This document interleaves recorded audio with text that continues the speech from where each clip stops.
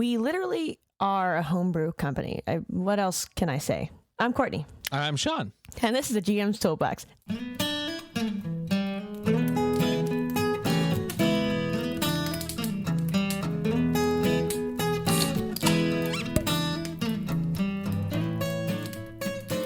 hello there. And welcome back to yet another episode of a GM's Toolbox. I am Courtney Shize. And I'm Sean. Hey, that one worked. They, them. And we're going to chat about pre-written content versus homebrew stuff. And we have a special guest joining us today. Hi, I'm Garret, he, him. And throughout this episode, I'm probably going to say Gary Gold, and that's just how I know Garret. So just so everyone knows, if I say Gary Gold, I mean Garret.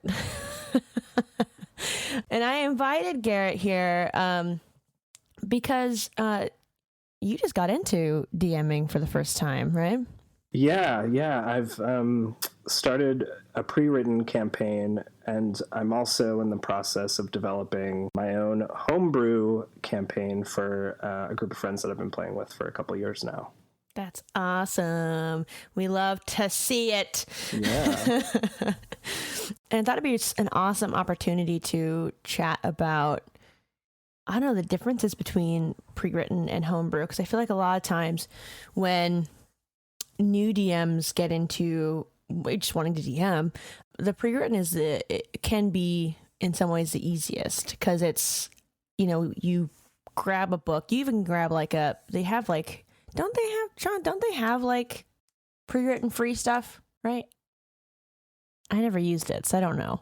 Yeah, there's some free pre-written resources. But as far as campaign settings, yeah, you can grab one of the many campaign settings if you don't want to write your own stuff, and it's there for you, which is pretty sweet. And I don't know, what are the definitions of pre-written versus homebrew? A pre-written adventure is something which was written previously. The pre-part of pre-written. I don't like your sass. You Madam. love my sass. I do indeed. And so when we talk about pre-written, we're usually speaking of an officially published campaign or officially published adventure with some forays into previously written third-party adventures or campaign settings. For the most part, we're talking about larger companies, stuff you get on, like the DM's Guild or Drive Through RPG or from some of your various places. Technically would fall into the realm of pre-written because you are not writing it yourself. It is previously written, as previously stated, but it is in and of itself a little more homebrewed. It's just possibly homebrewed with a little more care, concern, and play testing, whereas something which is homebrewed is something that you're making up yourself. Now, I like a pre-written campaign only when I didn't know what I was doing. Mm-hmm. Simply stated, because all that kind of was I picked Storm King's Thunder as my first campaign, which I guess is not the smartest, but having a pre-written campaign means that a lot of the work, a lot of the thought that goes into creating your own campaign is already done for you, and all you need to do is sort of refluff or connect your characters to that pre-written stuff. Garret, how have you found the pre-written campaign? Has it been easy for you to kind of run? Yeah, I will say I started writing my homebrew content for the separate group that I'm DMing for before starting this pre-written campaign, and it really informed now how I'm going back and writing the rest of my homebrew stuff, because I think just you can see from these official pre-written campaigns the amount of structure that you need, and I think for me, I thought that I had to really have everything there in this document that I was creating. And as any DM knows, once you've DM'd a session, so much of it is on the fly and improv, and you really just need guideposts. And I think those I'm running the Dragon of Icespire Peak campaign, which is a beginner's level, like real intro campaign for beginner players. And that has been really helpful because it has very simple, like first quests and settings. So you can really just look at the location that the party chooses to go to out of 3 choices, prep all those choices, and really just go for it. Go with it. Yeah. Yeah. Yeah. That's awesome. Has there been anything in the pre-written stuff that you haven't enjoyed? I will say, at least in the pre-written content that I'm DMing right now, I feel like there's not most of the NPCs don't have a lot there in terms of like who may be, which is great because it gives me some creative freedom, which I enjoy. But I found that the group that I'm DMing for is very curious about their surroundings, and that has become an unexpected extra level of prep that I now have to do because there's not a lot there.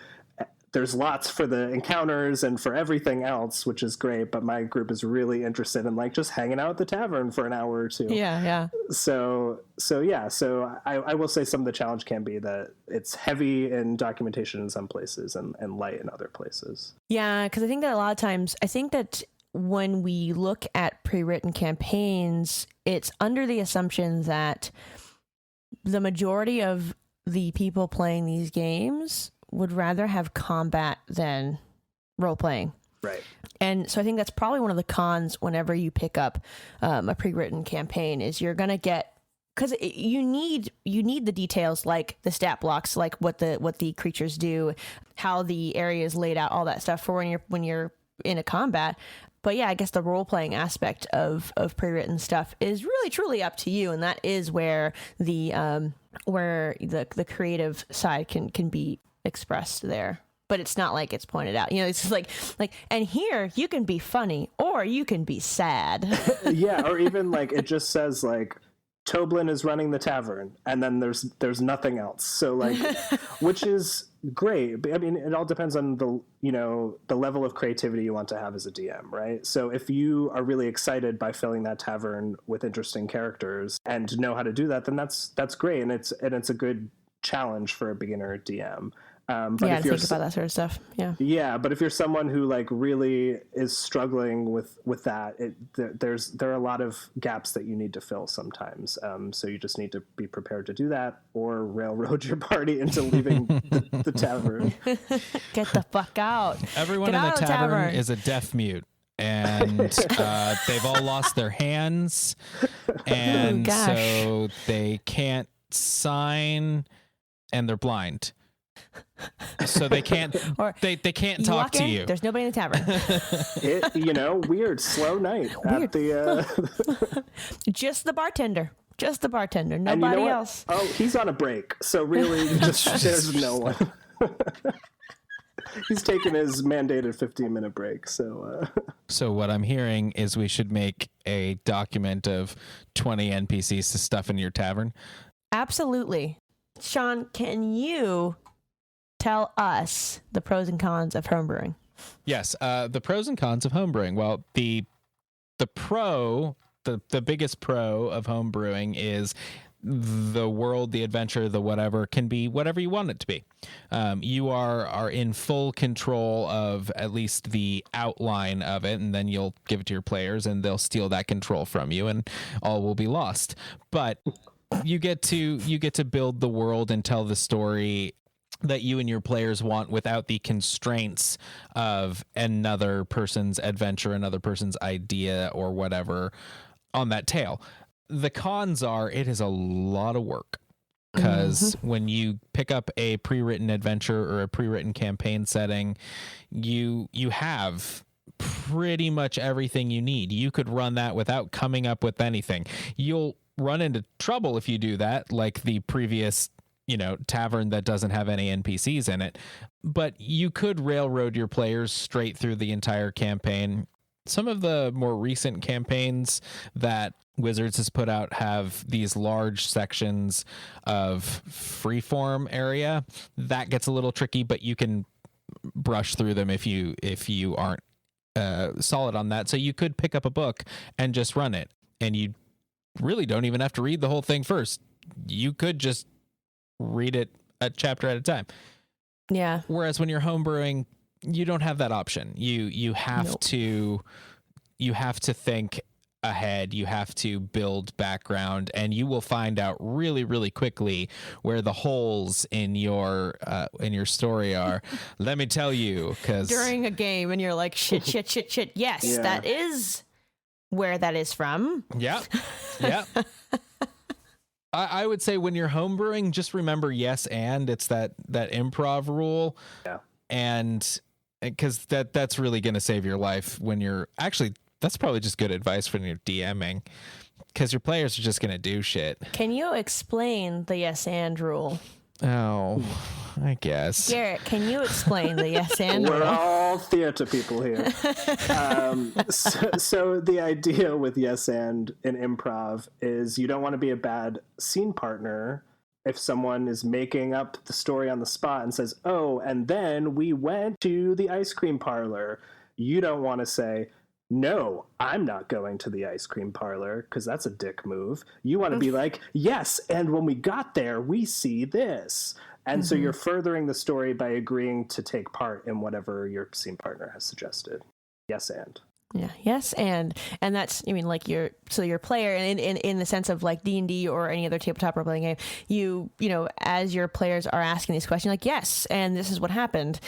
And sometimes, more than half the time, I want to say when it's your homebrew campaign, it's more often than not, you are making up a fair amount of stuff on the spot, and just because that's just how it is. Even in pre-written stuff as well, because we've said many, many times, your players are smarter than you. They're going to be asking questions that you did not expect. So therefore, you're going to be making up these things in order to keep the session rolling and interesting. So there is a fair amount of role-playing and making shit up in both pre-written and homebrew stuff. Is it easier in pre-written? In my opinion, not necessarily. I think they're both kind of similar in that sense. For at least Sean and I, when we are playing a pre-written or trying to do a pre-written thing, it's somebody else's world that we are trying to portray. Whereas homebrew, anything is possible. It's our world. So when we don't feel like, at least I don't feel like I am like lying. It's just like, oh, I made that up. That's a part of that now. Whereas if you're on the Sword's Coast, there's already so much developed. There's hundreds and hundreds and hundreds of content that is just there for you to pull from. And what's tough about that is that if you don't necessarily know everything, but you have a player that does know everything, and you make something up, and you're like, that's not in the official things. That's weird. And that's kind of dumb, you know? But then also the challenge is in your homebrew worlds, you then improv or respond to something on the fly, and then you have to think out once the session is done, what are the ramifications of this improv choice that I've made? Which in some ways is fun. Which is super fun, but you do have to think about it in that way a little differently. Like, how does this affect, what's the trickle-down domino effect of that decision, which is cool. Yeah. I mean, we are literally our homebrew company. What else can I say? I'm Courtney. I hate you. Oh, is that like, did that just happen? Maybe we should like stat that like Groundhogs Day feeling. Stat that. Stat that. Dibbity-bop-ba-doo-choo-bop-bow. Okay, so Gary Gold, you're the one that thought up both the Smell of Vision for today and also our stat that. And keeping with the sort of vague Lint Wild sort of deal, you said Groundhog's Day and kind of a creature that kind of possesses that power. And I absolutely love that. What is this thing? Is it like, my first thought is like a big being that can like create a world, but maybe I'm thinking too big. Well, I was part of the inspiration for this when I was thinking was that in these like Groundhog's Day, Russian Doll, like all these things, like often the time loop is the thing. And I wanted to say like, what is the thing that's creating the time loop? And what if it's a part of each time loop? Like it is informing the way that the loop happens. It maybe is a different thing every time in the time loop, or what, you know, like it becomes like a shapeshifter type deal. Yeah. Like it's re-upping the time, like redoing the timeline as a self-preservation or something, you know? Oh, neat. That's cool. That's super cool. That is cool. But why? Why is the question? To eat time. Nom nom nom. Eat time. I'm hungry for time. Hungry for time. Maybe it's from some temporal plane, some plane of time, the sands of time, but it's not in its home plane anymore. It got trapped like in the prime material or in some of the other, like in the ethereal plane, and it's attempting to get home, and in doing so it's fucking with time to try and like reopen that portal between the worlds, and so it's just restarting and restarting and restarting. Yeah, what if they created this time loop because they're scared of experiencing anything else? That's cool. Right? Like they create it as in like, oh, like I'm lost. I don't know where I'm at. Right. I'm not at home. And then they create this time loop and are going through the various different timelines of the creatures that are within that time loop just to try and find a way home. Yeah. But it's like it's a means of being scared. So it's the subject of the time loop trying to escape, but it engulfs other people or like pulls other people into the loop by trying to escape. Yeah. That's cool. I'm trying to think of like, cause I wrote a you just came up with a name. It's an Arita. It's an Arita. There. Done.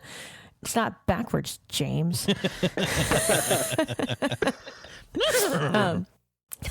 Arita. I wrote a New Year's Eve one shot where this lich created this time loop and trapped everyone in Times Square to swallow Times Square and take back New York City. And they did it for because they were born in the Feywild and they want to take back New York City for the Feywild. That was kind of how the whole storyline thing. It's kind of loose. Anyways, I like the idea of having trying to find like the portal. That's kind of cool. Does this creature have the ability to create this portal, or is it just trying to find the portal? I think. Well, how powerful do we want it to be? Gary Gold said like it could be sort of BBEG quality, and I love making a BBEG. BBEG. I love the idea of creating a big old evil guy. I don't know. I think maybe there are multiple. Maybe there are multiple versions of this creature. Maybe this is a young critter. Maybe there is a big critter. Maybe they're like the Bugsy things that I can never remember the damn name of. Bugsy things. Yeah, it starts with a K, I think, and I could be totally wrong about that. But there's the young one. There's the adult. Yeah, it's a D&D thing. There's a young one. There's an adult one. There's a hive lord or something. It's not a hive lord. Kruthic. Oh wait. So remember the time sloth thing? That y'all created? Yeah. Wasn't there something about how it's like weaving sort of this? Yeah. Yeah, in the Lit Wilds. What if these things are like little like termites of that weave? That's cool. And that they create the time loops by like biting into the weave, and then they're like stuck there until they bite their way out again. They're trying to get, I don't know, to a certain place in time. Is that wild? Okay, wait, hold on. That is definitely Lit Wild. What if for some reason, I'm thinking of these termites.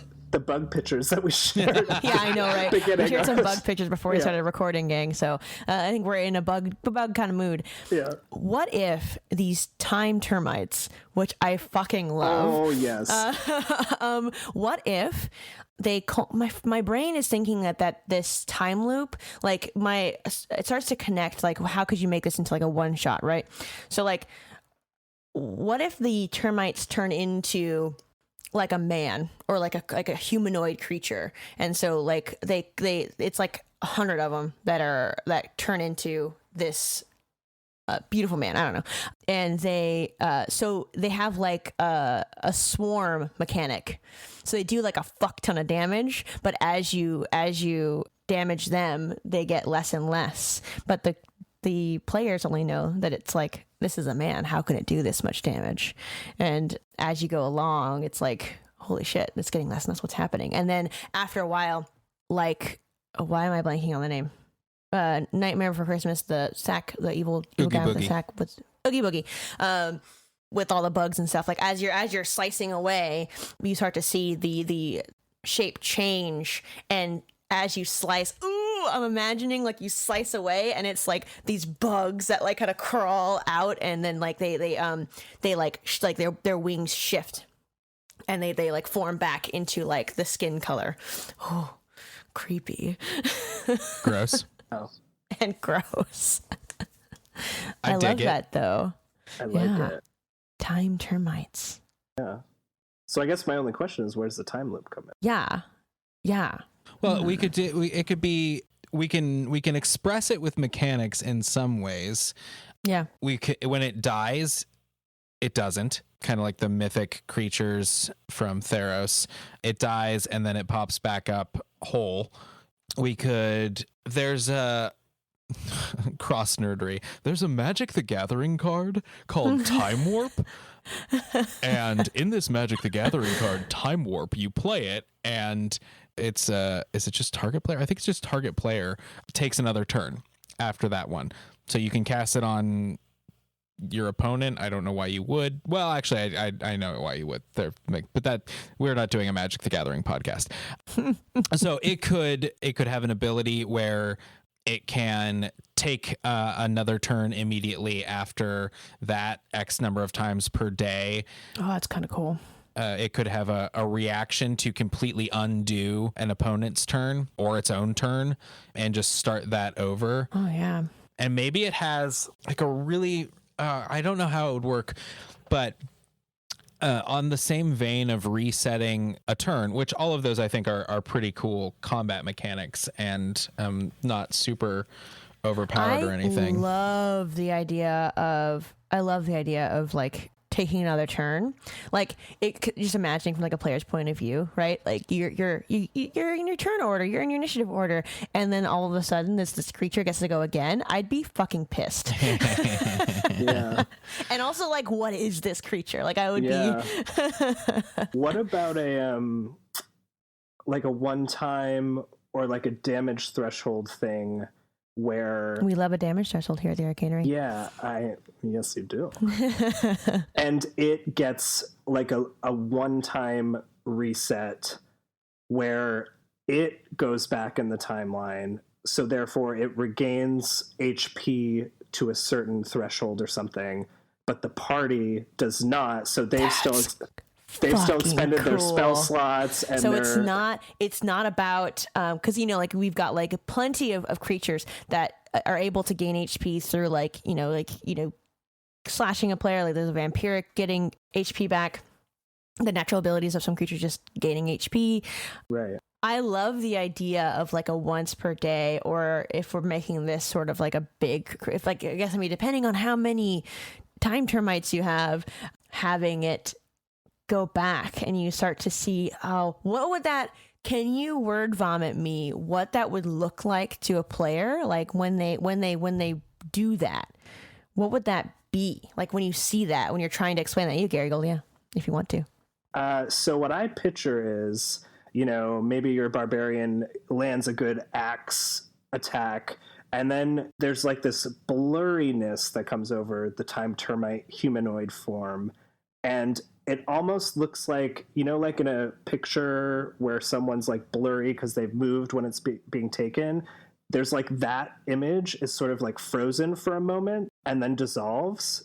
And then where once there was a time termite person, there's not. And then like the other side of the room, it has reappeared looking better and less worse for wear. Yeah, like as if they restart their time loop, the combat there, but they're like when he entered the room, or when they start back. So it's like it's almost as if it's not only are you're gaining back whatever spell slots they have, whatever HP they lost, but also like a misty step back to where they started. Right. That's really cool. It'd be cool too. I mean, that's brilliant. But if it resets the party to their original, not their health, not their spell slots, but their position. Everything goes back to where it started in the room, except this creature has reset its timeline. So it gets everything back, and it already knows what the party can do. The party's back to their original positions, but their health and spell slots and everything is exactly what it was before. And maybe because they're being forcefully pulled through the time weave or whatever, there's like a con save or whatever to like not be disoriented by just being yanked through time. Ooh, yes, and there's also this is definitely a once per day thing. Yeah, I love the powerful. idea. It's super powerful. I love the idea of also getting like a con save or a wisdom save. And if you fail that, then what would be the effect of that? Would that be like a paralyzed? Would that be like a maybe like stunned for a round? Yeah. That's rough. Yeah, that's rough. Because that also sort of mimics the way that everyone else in those Groundhog Day scenarios, they don't realize what's happened. So if you're stunned for a round, the monster effectively gets the time termites get almost a surprise round again, because they know what's coming, what's happening. Yes, I love. This is so cool. This is like cooler than I thought it was even gonna be. So time termites, that ability is bonkers, and the fact that like if you just imagining that in combat, like it would blow my brain. Like, what? Where am I? What's happening? You want me to do a wisdom save? What? Kamm's gonna be so mad when I use this against. Oh no. You've used so many of our creatures which makes sense. I mean, this is like one of the big times that you can like homebrew shit. We spend literally hours. When we had the hospital monster thing in Dakota, I was like, oh, you mean person. I was like, I've heard of this thing before. What else can this thing do? So I think that like there's the swarm ability of it doing a crap ton of damage at the beginning, but it'll lessen over time as you whittle it away. Well, with the idea of it as if it is indeed like the boss or BBEG of like a one shot or something, that maybe it's got some sort of seeming ability or whatever, as it's like maybe it's seen the party throughout the storytelling, like it's had a different form, but there's one discerning detail that it always has, like a patch of red on their clothing or a red necklace, or there's like some, but they like it's trying to mask its form throughout the timeline. That's cool. I really like that. That's really cool. Some distinguishing characteristic always stays no matter what shape it takes. That's cool. That's really neat. I want it to be a tattoo. Ooh. That's cool. Tattoos are fun. Like a tattoo of like it's like a visualization of the loom, the time loom, right? What else can it do? Anything else we want to? Well, when it's like in terms of combat mechanics, is it attacking as a humanoid or is it attacking as a thing made of many bugs? In terms of like, what do its attacks look like? Is it slashing, biting, claws, or is it? Yeah, that's a good else? question. I don't know, but if it's hit with piercing damage, the termites swarm the weapon and bite back. Yeah. Because that's gross. Ooh, yeah. What if it's hit with like a slashing or a weapon, and it has a reaction, like if it misses, sort of like the fish dudes, the Koatoa, the have their sticky shields. What if this creature, the time termites, if it misses, right, it has or maybe if it hits, if it's maybe up to a certain damage, it can absorb it, and it also absorbs the weapon into the folds. Yeah, hurls the weapon through time. You lose your weapon. Oh shit! I was thinking it goes into the body of the creature. Or that. I mean, this is like supremely powerful. Yeah, now we're fucking with a really powerful thing here. I mean, that's not that different from like the sticky shield or a rust monster that, you know, destroys them. But flinging it through time could be cool because it could go back to where it started again. Right. Where and it just drops back at the beginning of the encounter, and so it's 30 feet away now. But what if it sends it back to where it started, like where it started, where the players bought this weapon, or where these players found this weapon? How asshole are we? Maybe it's a mechanic to where if you roll you use that reaction, all right, and then it's like a d6 roll, and if it's a 6 it gets sent back to where it actually started, and if it's anything below a 6 it starts back in the encounter, so it's pulled out of their hand and then put into the other side of the room or whatever. Or you could even do like a d8 and then have it be like retracing the character's steps, right? The player's steps. Yeah. And so like 1 to 2 is like all the way back to where they purchased it, and then like 3 to 5 is like 3 rooms ago, or like where they started the adventure at. That's really cool. And then like 6 is 6 through 8 or whatever is where the beginning of the encounter. I love that. So I need you guys to remember this conversation. Oh no! And remember that you guys were the ones who came up with this idea. No, we're both players in Sean's campaign. Oh no, oh no, oh no, oh no. Setting ourselves up for failure. Yeah, but I'm imagining, right? So like you meet this now I'm really thinking this very suave individual, and it does not match the maybe the grunginess of the dungeon or whatever. Maybe it does, but like as you're fighting, you're starting to realize that's just not just a humanoid creature, but a creature made up of thousands of bugs, and as you go and slash the this body, like the chest opens up and there's this galaxy, and as you're slashing your hand and your weapon swirl, and your weapon is pulled from your hand, and then you hear like a dice roll from the DM, and it's like, and you don't see it, you don't see your weapon anymore. I would be devastated. Yeah. Well, not in Dakira. If I lose that goat thing, I'm okay. It's a staff of power. It is. It really is. It's actually pretty good. That's fucking cool. I love that. Oh. I love that. And we are fucking with time, and time is such a big thing in Dakira. We are in for it, Gary Gold. I know. Oh, yeah. We just really made our bed. Thanks for having me.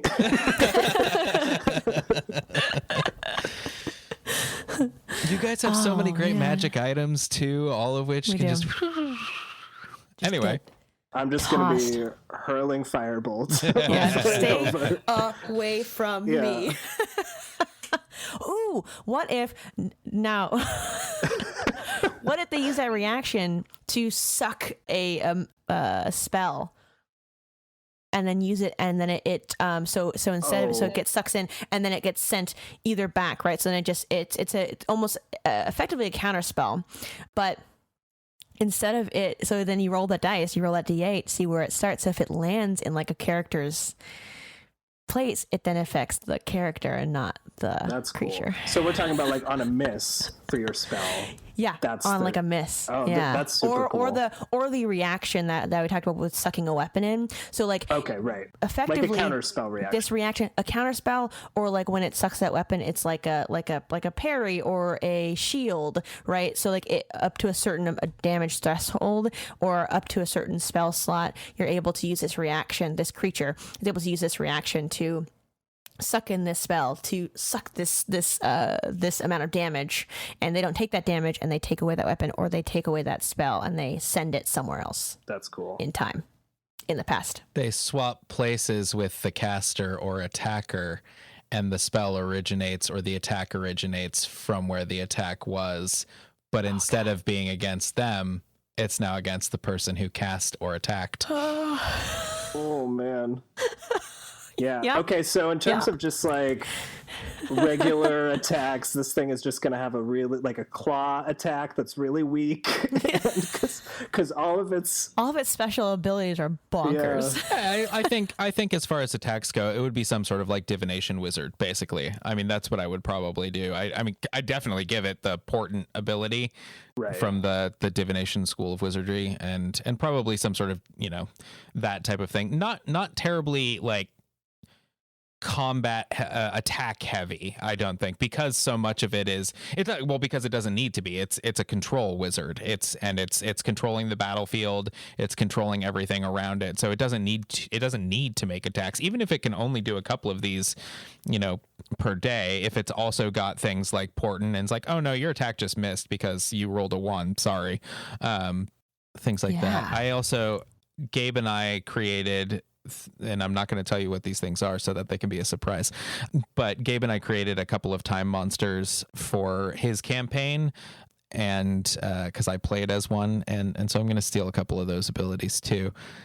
No, I'll tell you. Why not? I really liked, we had a foresight ability, which so these creatures, it was a time flare is what Gabe named them. They cannot be surprised or flanked because they have this constant foresight, which makes sense for this creature because it's constantly looping. So it's probably actually lived. The players don't necessarily remember it, but it's probably lived this combat, you know, enough times to get it right. And then but you can sacrifice that foresight to add your wisdom to your AC, and then you can't use that ability is gone for the rest of the day.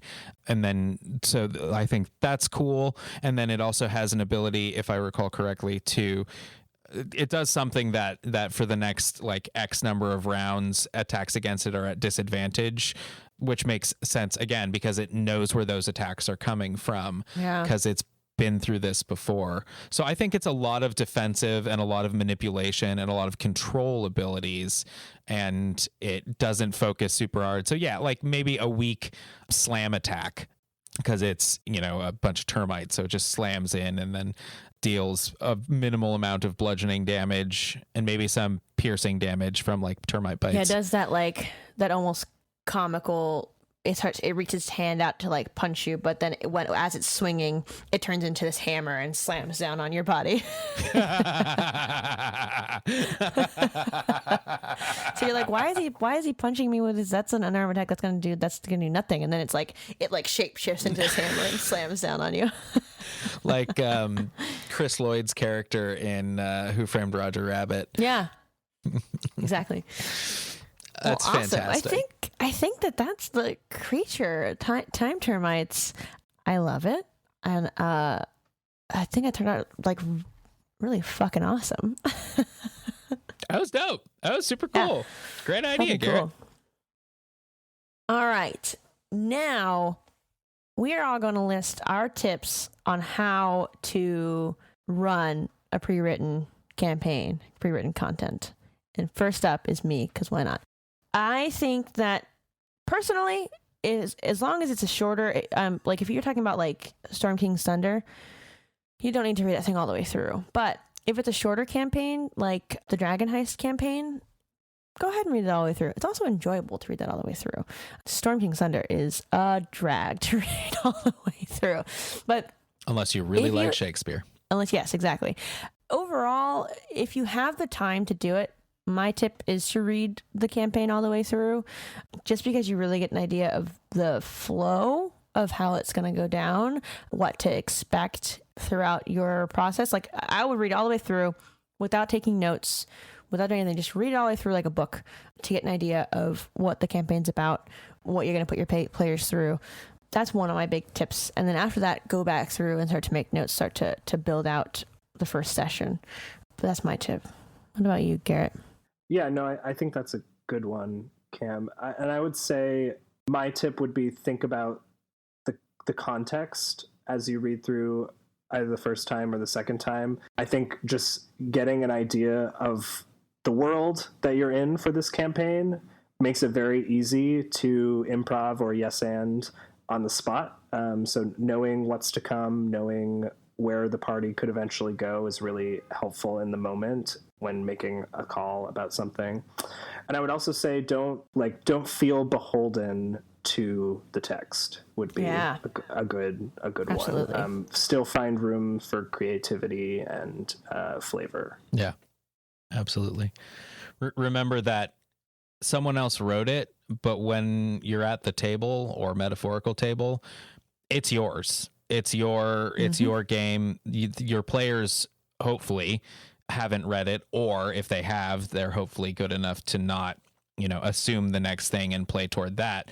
And so the story that is written is not going to be the story that comes out at your table. So don't be afraid to make it your own. I concur 100%.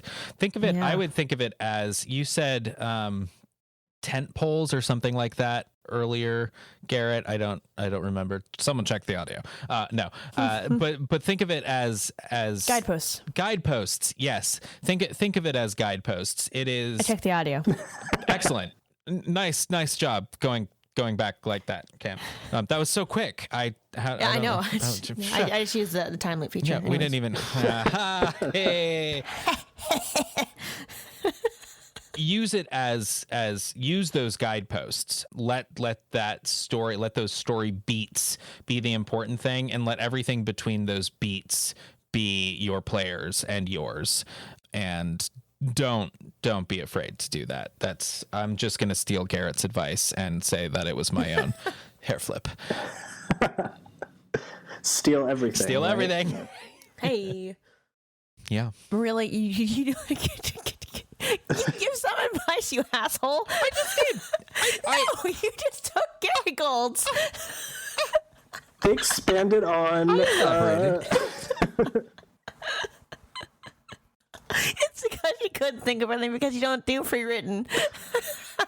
I do a few. I did run a pre-written one-shot a while back, like a couple weeks ago, I ran on the 5th, I ran The Lost Tomb of the Bitch and Chimera, because it's a really fun adventure. It's a collaboration with the Dead Milkmen. Highly recommend checking it out if you like funny one-shots or whatever. But you could also make it longer than a one-shot. I would say if you're specifically for one-shots, if you're running a pre-written one-shot, and since a handful of the last couple of months, I've been running our pre-written one-shots to play test them, this has become very apparent. Make sure you are keeping an eye on the clock, because if you have a time frame, or even if it's just, it's an evening game and you think it's going to take 3 or 4 hours, keep an eye on the clock, because otherwise you can get mired in certain parts. So keep an eye on the clock. And when you're first reading through it, or when you're prepping your session, your one shot, and I would say this applies to larger campaigns too, make sure try and think about the parts of the one shot you're running, or tonight's session in the Storm King's Thunder or Waterdeep or Numenera or whatever. Try and find those places where players can get lost in the mire.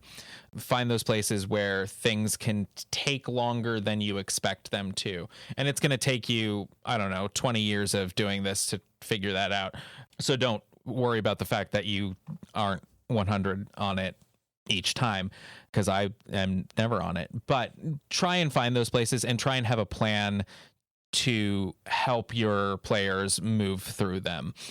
And also just know that you're going to say something at some point that your players are going to think is really important. Always. Because especially if you're like reading off a page, they're going to think it's really important because you just read the text and someone took the time to read it or to write it, and it's not important. So they're going to get stuck on that, and you don't want to give that away every time. But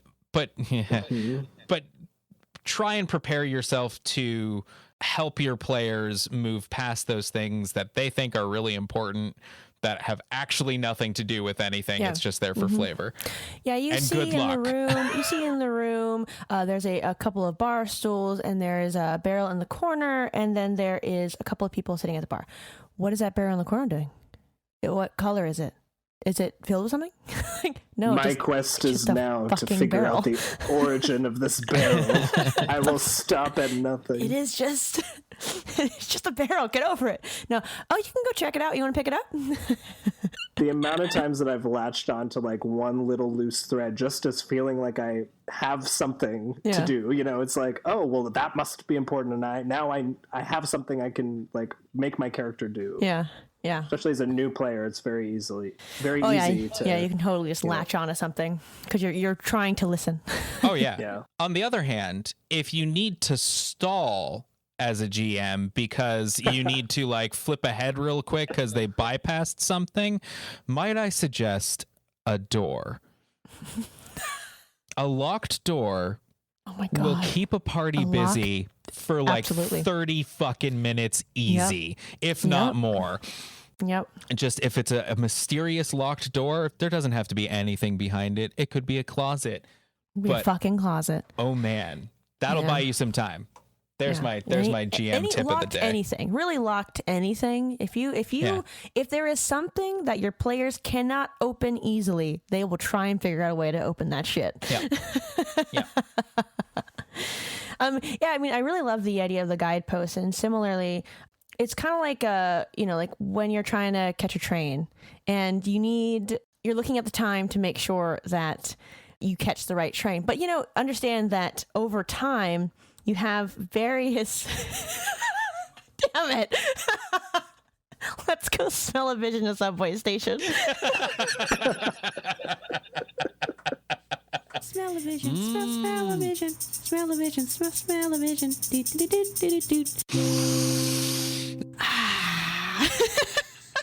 We are going to smell a vision. Another delightful suggestion from Gary Gold is a subway station.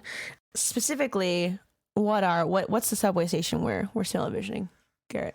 So I'm picturing like you get off the one train at Times Square and you're in this massive concourse of bisecting train lines. I love it. Can I say something that I don't want to smell? I don't want to smell BO. It's just, you're really good at describing that smell, and I'm not into it.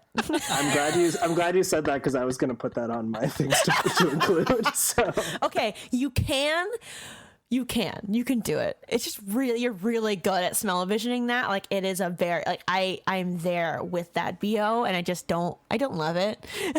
It's just such a staple of subway platforms. It truly is. Oh yeah. I'd like to get some sort of random food. Just some random food, because there's always something. And oh God. I would like to include trash of some kind. Food, trash, and BO. Buckle up, gang. It's a gross Gonna one. be a wild ride. Oh God. Okay. All right. Do it. All right. It's the dog days of summer. It's late June, early July, and you're on the train. It's stuffy on the train, but at least it's running. It was almost on time. So, you're in a good mood because miracles do happen, and you come into the station, you get off, and you are just blasted in the face with stale hot air. Someone forgot to turn the AC on, or it's the MTA. Maybe it just broke. Who knows? But it's late July. The AC's busted. This stale, humid air punches you in the face as you get off the train.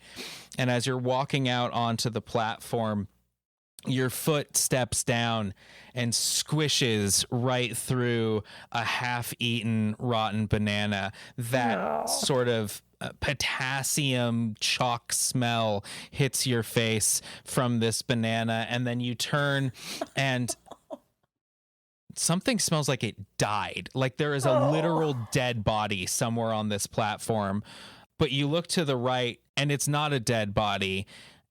It's some tourist who decided to bring a durian fruit into the subway. And who knows why this person thought that was a good idea, but there's a durian fruit in this. It's probably 80 degrees in this station right now. In the middle of summer, no AC, and this crowd of people comes rushing forward to try and get on the train because, even in this year of the common era, 2021, we still haven't learned to let people off the train before we get on the train. So as we're cramming through... One of my biggest pet peeves. Welcome to New York, baby. As they're cramming through, you're buffeted on all sides by this large mass of people. And they're sweating. There's just a sheen on everyone. People's hair is plastered back. It's one of the hottest days of the year, and down here with nowhere for the air to go and no circulation, that rank, stale, salty smell just sticks to you from everyone. And you know that even when you get up top, even when you're back out on the street and in the air, it's so muggy, it's so still today, that smell is going to linger on you for the rest of the day.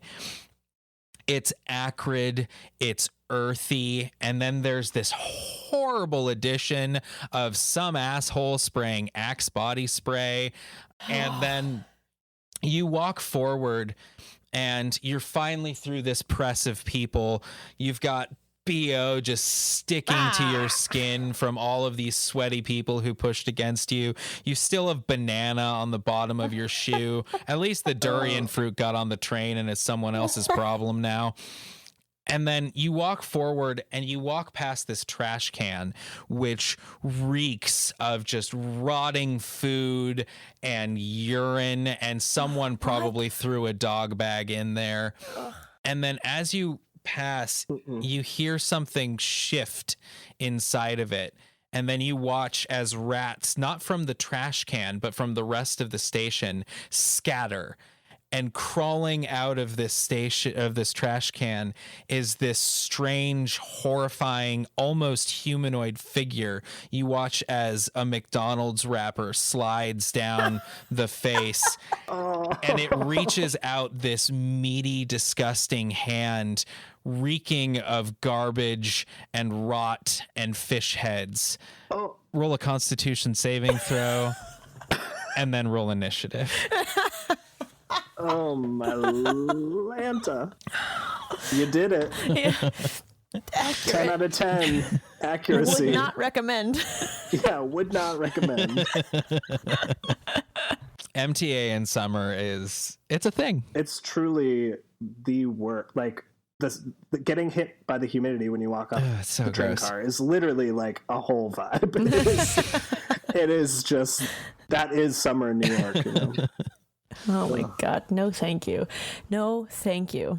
Let's take the train out of this station and get ourselves into some tips on running a homebrew campaign. For me, what's helped me a lot with my homebrew stuff is just keeping organized. And so some tools to help out with that. Google Docs has been my best friend. It's a way to be able to get to my documents wherever I'm at. So if I feel like I'm inspired, I'm sitting in a coffee shop, or I'm sitting in a coffee shop or in a pandemic. I actually did that the other day. It was nice. But like wherever I'm at, like at work or sitting on my couch, I have an idea I want to write down. I can open up a Google Docs. I have like a doc that's just for ideas that I have. I can throw it in there. When I am writing out my session notes, I have it all in a folder on my Google Docs. I'm able to go into that folder and look at all of my session notes from way back when on my first session to now. I can look back on stuff. Another one that is great is Notion. Notion's an amazing, I don't know how would you describe Notion, Sean? Like a little like place to write shit and organize things. It's a place to write shit. Yeah, it's an organizational tool and has some chat functionality to it. But you can use like keywords and stuff to be able to look things up, which is nice. And you can put things into categories.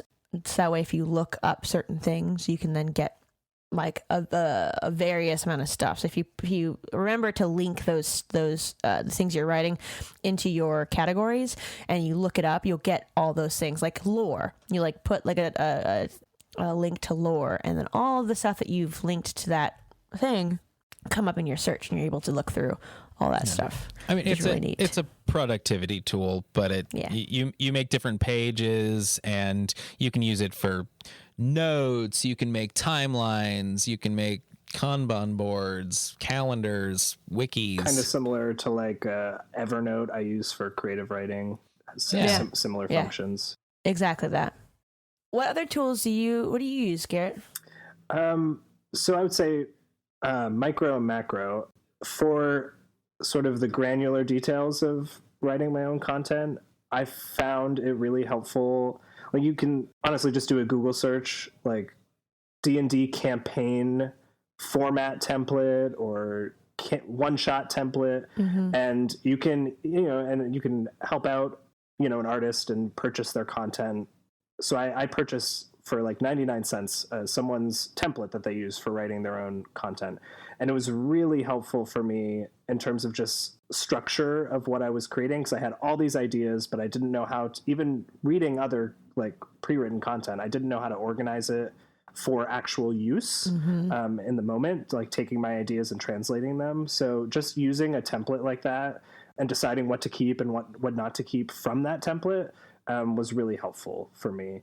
Additionally, I think as someone who's new to DMing, and I've only really been a player for a couple of years now, using just even like the D&D Beyond like character creator or Roll20's Charactermancer to build some of my NPCs, kind of as like a creative tool and as like a stat building for them, because it'll pre-populate like the choices available based on the character that I'm trying to build. So it was a lot easier than just starting at nothing and doing it all, like flipping through the handbook and figuring out what I needed to do. I could use those tools to build. And then for sort of the macro, like world building stuff, I find it really helpful for me to think about a theme or like a big issue that is interesting to me, and then sort of like narrowing in from there. And you guys did a BBEG episode. I like to have a BBEG that is seemingly the antagonist and like the thing to defeat the whole game, when in fact, when it all comes down to it, that big bad guy or gay has set in motion something even greater, so that defeating the bad guy isn't the end of the story. Like, you have to stop this thing this greater thing that they've set in motion. So it's not just about one evil person, but it's about a theme or a topic or an issue. Yeah, that's great. Do you have any tips, Sean? I have my tried and true, my old favorite standby, steal everything, which in this particular case, what I really mean is, if you're getting into homebrewing for the first time, if this is your first time GMing, or if this is your first time GMing a homebrew campaign, think about the games you played as a player. Think about what other GMs did. If you've GM'd pre-written things, think about those pre-written things. Find the bits of those that you really enjoyed, and then try and deconstruct them.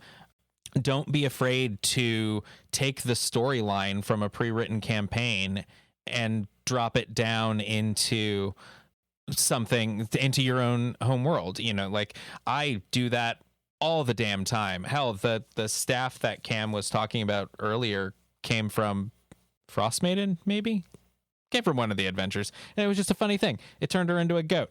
Yeah. It's great. And so don't be afraid to... Don't be afraid to steal things. I know we talk about it all the time, steal everything, but don't be afraid to steal everything. And stay tuned. We're going to have a whole episode on it. Yeah, we are. And then also take notes of what your players say and do. That's a real good tip. Because then you can, and just right now I'm using Notion, so I take notes in that, but you can do it in Google Docs or in a good old-fashioned notebook or sticky notes. I've used all of those things. Actually, I use all of them right now, generally simultaneously. My notes are a mess.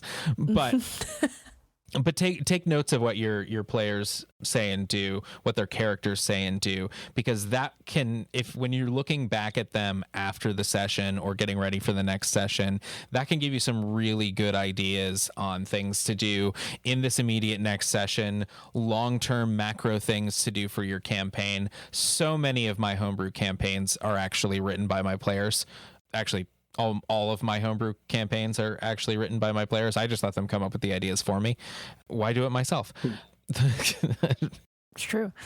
Yeah, I started doing this thanks to James, our wonderful super producer, and who was on our second or third episode. James has players do the recaps at the beginning of each session, and I've started doing that because as James, I think, said or says or whatever, it's a really great way to find out what's important to the players. So even if you only have one person do remembered. it. Right, exactly. And those are the things you can then hone in on and focus in on, which gives you a lot of direction. It makes it really easy to structure story and help them tell this story of their characters. So listen to your players, take notes of your players, and find out what it is that's important to them. My final piece of advice for this next minute is make sure you have safety tools in place. And that goes for any type of campaign, but especially for a homebrew campaign, because you're digging into the depths of your brain, and sometimes D&D goes to weird places. So make sure that you are remaining safe and separated from this campaign world, and make sure that your players are remaining safe and separate from the world and their characters, and that everyone's on board. And one, that's always important, flat out, but specifically for homebrew campaigns, again, that helps you direct where the story is going to go. If you know your limits, if you know your players' limits, then you can craft the story to fit within those boundaries. And that gives you direction in a way that staring at a blank page doesn't. So in the same way as like finding those campaign templates, which I love, I have one that I use myself that's hacked together from a bunch of those Google searches that you were talking about, Garret. That's really helpful, and knowing limitations is helpful. And with those two tools combined, I am Captain Planet. Yeah. I mean, yeah, absolutely. And that's such a great, that's a lot of that's really good advice. And the thing that, when that should be covered is in session 0. And if you don't know what that is, go back to one of our episodes, session 0 episode, and listen to that. It's super important to know the limitations and boundaries that you are within. It can be big boundaries, and you can write so much within those, but knowing what your players are comfortable with and okay with is incredibly important in a homebrew campaign, because you're the one making the story, and if you're the one that made the mistake, that's on you, homie. So think about that. That's all you, and of course you and your players are writing it together. This is a collaborative storytelling, but understand that everyone at the table needs to know limitations and boundaries. So covering that in session 0, and then also reiterating that throughout the time that you are together, is important, especially in a homebrew. I mean, pre-written campaigns, right? They're already written, they're previously written, and if it's not going to fit your players, you can then kind of pick stuff out and put stuff back in that will fit fit at your table. But when it comes down to homebrews, it's going to take a bit more work to write out what you want and what's good for your table. And knowing with that social contract, like what you do when you bump into one of those boundaries or start to cross them, like what is, the group, how the group handles it, and which you've also covered in past episodes. Yeah. We talk a lot about, that the good advice, the good advice. Go listen to the rest of our freaking episodes. Yeah. We do talk about good advice. Do we give good advice? Meh, but we talk about it. Speaking about giving advice, let's go see what the fuck the internet wants. What do you want, internet? What the fuck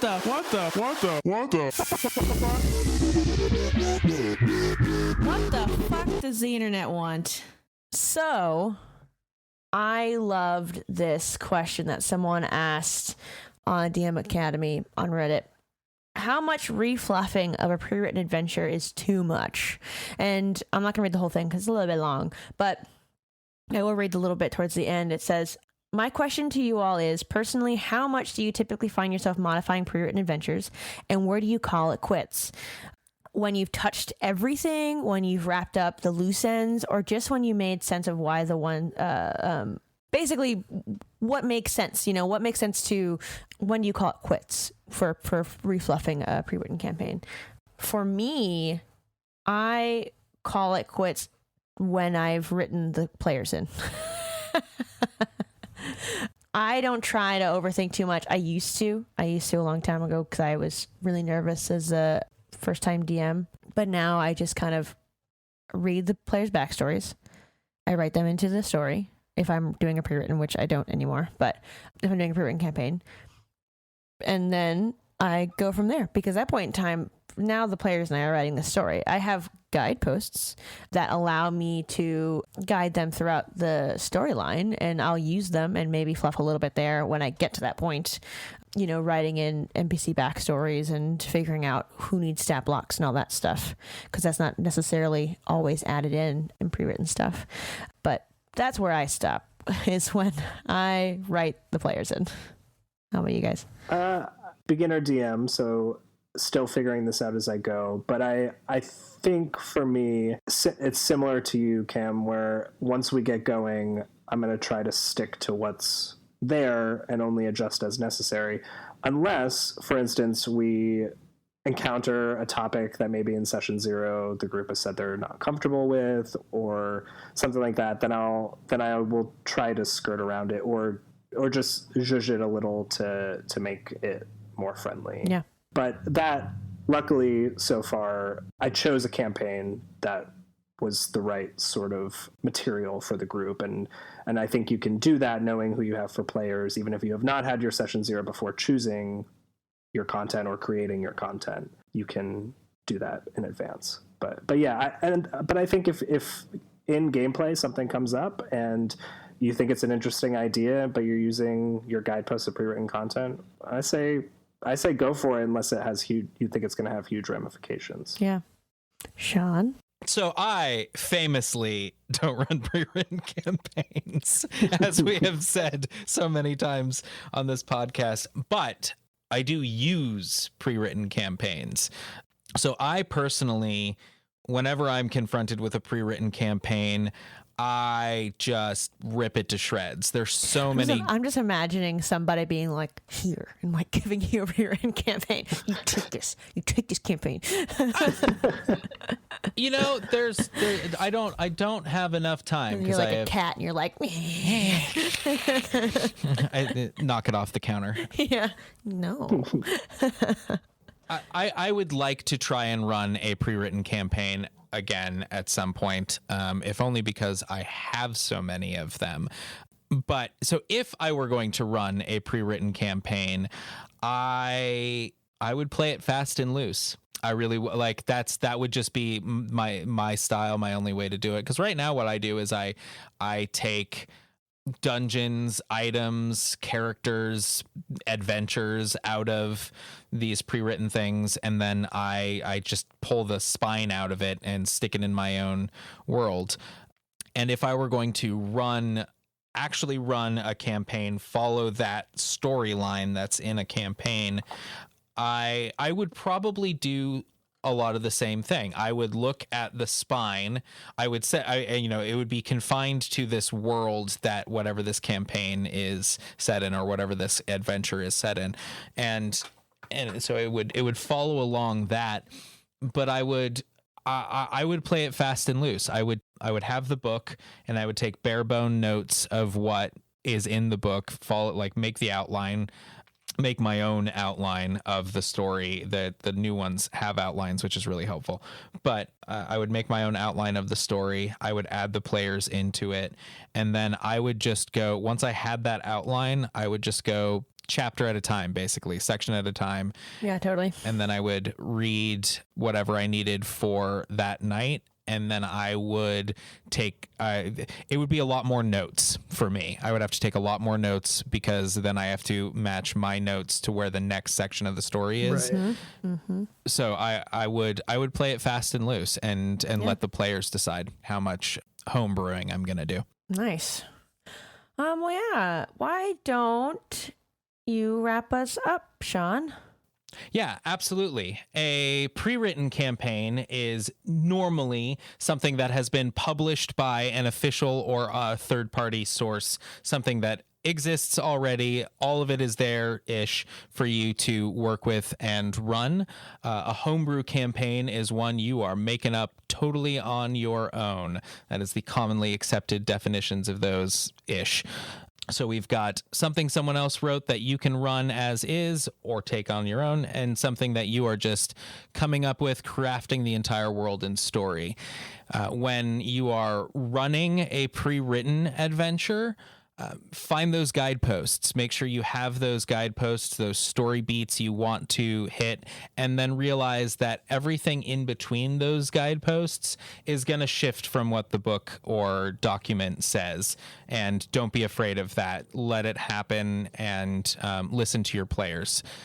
When running homebrew games, make sure you are staying within the limitations of what is comfortable to your table. Make sure you are checking in with your table and giving them the room to tell you what is and is not safe and okay, and check in with yourself and make sure that you know what is and is not safe and okay. Taking some time to outline the big bits of your story ahead of time will really help you out. And if you use those outlines that you can find, those campaign documents, whether you create one yourself or find one on the internet, and those do's and don'ts from yourself and your table, you'll be able to craft a really interesting story. And no matter whether or not you're running a pre-written campaign or a homebrew campaign, make sure you're checking in with your players, make sure you're listening to your players, both for, safety reasons, but also for ideas and finding out where they want to run with the story, because that will make sure that everyone is having the best possible time, you included. And that's our episode on pre-written versus homebrew. So you can find us on all of the socials, every single social. We're at The Arcanery. You can find us on Patreon. Come hit us up on Patreon. It is alive. It's alive. And we have a lot of cool stuff going up there. So yeah, lots of fun content. Yeah. Including our other podcast. Hell yeah. Including our other podcast. Yeah. And that's it for this episode of Game Master's Toolbox. If you found this helpful, please leave us a review or rating on Apple Podcasts, Stitcher, or wherever you get your podcast listening on. Also, check out our website at thearcanery.com, where you can pick up a free NPC PDF. And if you leave us a review, you may be turned into an NPC for our future content creations. We're also on YouTube, where you can listen to us at The Arcanery. Thank you so much for listening. Bye. Bye.